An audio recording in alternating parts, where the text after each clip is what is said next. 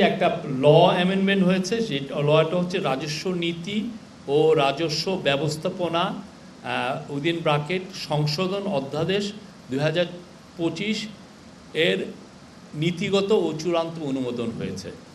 এটার বিষয়টা হচ্ছে যে সরকারের 5 সদস্য বিশিষ্ট একটি ক্যাবিনেট কমিটি করেছিলেন ডক্টর ফয়জুল কবির খান এর নেতৃত্বে।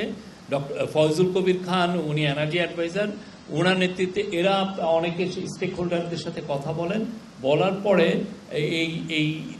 এই চেঞ্জটা আনেন, এই লতে চেঞ্জে। এতে যেটা হবে যে এখন থেকে এই যে দুইটা যে উইং করা হলো এনবিআরের, এই দুই উইংয়ের যারা প্রধান হবেন তাদেরকে নেওয়া হবে হচ্ছে যোগ্যতা, অভিজ্ঞতা এবং ন্যায্যতার ভিত্তিতে, এবং তাদের কম্পিটেন্স বিচার করে যে কোনো ক্যাডার থেকে নেওয়া হবে।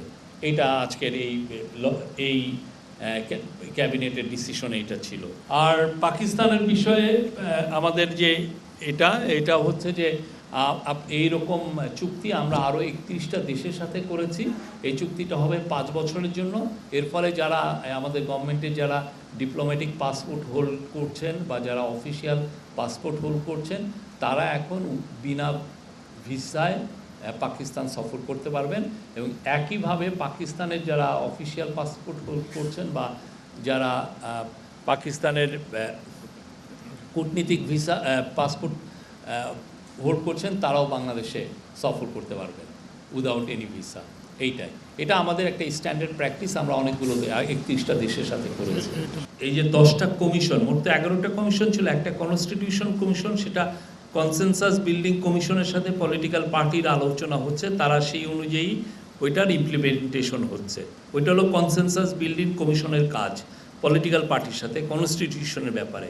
আর বাকি যে 10টা কমিশন আছে, সেই 10টা কমিশনের 367টা রিফর্ম আশুকরণীয় হিসাবে নেওয়া হয়েছে এবং সেটা বাস্তবায়ন হচ্ছে। আমরা আপনাদেরকে আপডেট দিব, সেটা যথেষ্ট অগ্রগতি আছে। একটা তো কিছু তো বাস্তবায়ন হয়ে গেছে, আর মেজরিটি অংশই বাস্তবায়িত হচ্ছে। প্রত্যেকটা মিনিস্ট্রি স্বতঃপ্রণোদিত হয়ে তারা যেগুলো মনে করছেন যে এই রিফর্মগুলো করা দরকার, প্রত্যেকটা রিফর্ম তারা কিন্তু ক্যারি আউট করেছেন গত 1 বছরে এবং আরও করছেন।